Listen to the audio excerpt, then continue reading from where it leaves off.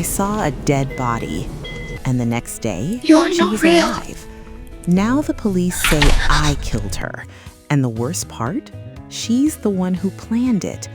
I wasn't supposed to see anything that night. If I had just stayed home, if I had just ignored the noise, maybe none of this would have happened. But I did look, and now I'm the only witness to a murder I didn't commit, and the only suspect. It started with a sound. A sharp crack, like something heavy hitting wood, echoed through the quiet of our street. In a town like Briar Glen, noises didn't just happen. Not at midnight, not when everyone's lights were already off and the world had settled into its usual silence. I remember sitting up in bed, my heart already racing before my mind caught up. Then came the scream. It was short, cut off, like someone had pressed a hand over a mouth. I didn't think.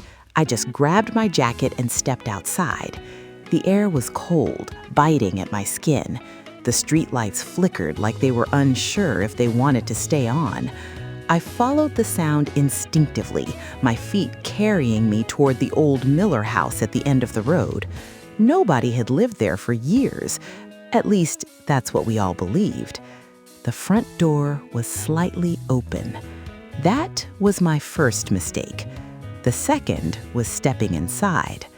The house smelled wrong, damp, metallic, like rust or blood. "Hello?" I called out, my voice trembling.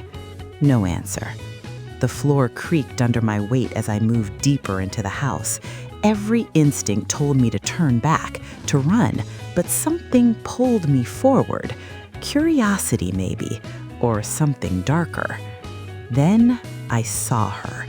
She was lying on the floor of the living room, her body twisted unnaturally, her eyes wide open and staring at nothing. Blood pooled beneath her, dark and thick. I froze. My brain refused to process what I was seeing. She looked familiar, too familiar. I took a step closer, and that's when I heard it. A whisper, right behind me. "You shouldn't be here." I turned so fast I nearly slipped, but no one was there. The room was empty, silent again. My chest tightened. I stumbled backward, my breath coming in short, panicked gasps. I didn't do anything," I whispered, though there was no one to hear me. And then I ran. By the time the police arrived, I was sitting on my porch, shaking uncontrollably. I hadn't called them. That was the third mistake. They already knew. "Miss Carter?" I looked up at the officer standing in front of me. His expression was unreadable, but there was something in his eyes, something that made my stomach twist. "Yes?" My voice came out smaller than I intended. He exchanged a glance with the other officer. "We need you to come with us." "Why?" My voice trembled. "There's been a murder." My throat went dry. "I know," I said before I could stop myself. That was the fourth mistake. At the station, they didn't treat me like a witness. They treated me like a suspect. "Tell us why you were at the Miller house," Detective Harris said, his voice calm but sharp. "I heard something, a noise, a scream. I just went to check." "At midnight?" "Yes." He leaned back in his chair, studying me. "Funny," he said, "because no one else heard anything." My heart skipped. That's not possible. Briar Glen is a small town. Sound travels. If there was a scream, someone else would have heard it. I shook my head. I know what I heard. He slid a photo across the table. I wish he hadn't. It was her, the woman from the house. Closer now, clearer. And I recognized her instantly. "That's..." My voice cracked. "That's Laura Bennett." Detective Harris raised an eyebrow. "You know her?" "She used to live here, years ago. She moved away." "She came back," he said quietly. 3 days ago." I stared at the photo, my mind racing. Why would she come back? And why was she in that house? Then came the real shock. We found your fingerprints at the scene. My head snapped up. That's impossible. On the door, on the floor, on the victim. My stomach dropped. I told you I went inside. I saw her. I didn't touch. But you did, he interrupted. Your prints are everywhere. I shook my head violently. No, that's not right. I didn't. And there's more. He placed another photo in front of me. This one made my blood run cold. It was a knife, covered in blood. And this, he said, was found in your backyard. I don't remember leaving the station. I don't remember walking home.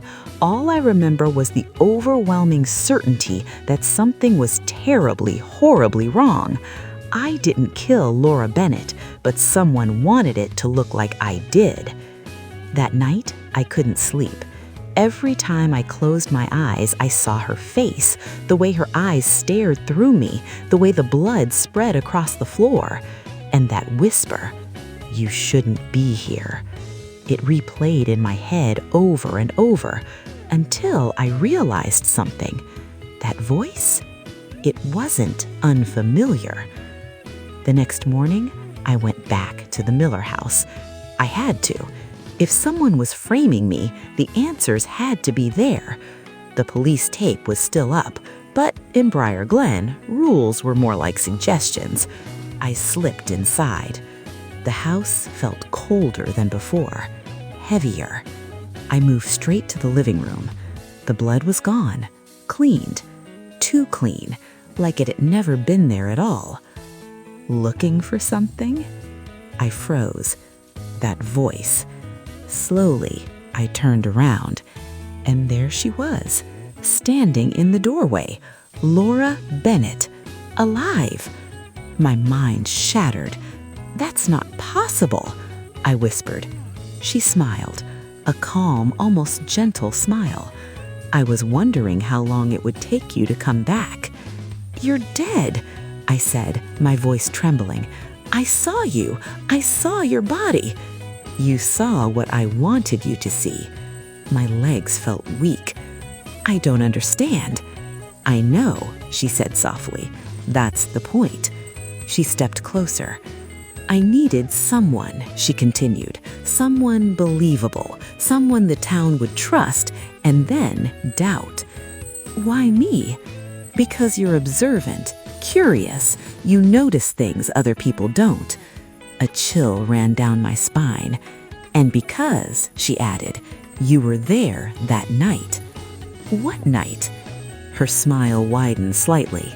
"The night I actually killed someone." Everything inside me went still. "What?" Her eyes locked on mine. "You weren't supposed to remember, but you saw me through the window. You didn't realize what you were seeing, but I did." My breath caught. A flicker of memory surfaced, a shadow, a movement, a face I couldn't quite place. You, I whispered. "Yes, me." "I couldn't risk you putting the pieces together, so I gave you a different story." "A fake murder," I said slowly. "Exactly." "And framed me for it?" She nodded. My hands clenched into fists. "You destroyed my life." She tilted her head. "No," she said calmly. "I saved mine." Something inside me snapped. "You won't get away with this," I said. Her expression didn't change. "I already have." But she was wrong, because this time I was ready. When I came back to the house, I didn't come alone. "Now," I said quietly, "you can tell them everything." Laura's smile faded for the first time. From behind me, Detective Harris stepped into the room. "You might want to start from the beginning." Laura didn't run. She didn't fight. She just sighed, like she'd been expecting this all along. Later, they told me the truth. Laura Bennett had come back to Briar Glen to cover up a murder she committed years ago. I had seen something back then, something small, something I didn't understand at the time, but she remembered, and she couldn't risk me remembering too much. So she created a new crime, a fake one, and made me the center of it. In the end, they cleared my name. The charges were dropped. The town believed me. Again. But things weren't the same. They never are. Sometimes, late at night, I still hear that whisper, "You shouldn't be here." And maybe she was right. Because now I know the truth. Not just about her, but about this town. About what people are capable of hiding. I was the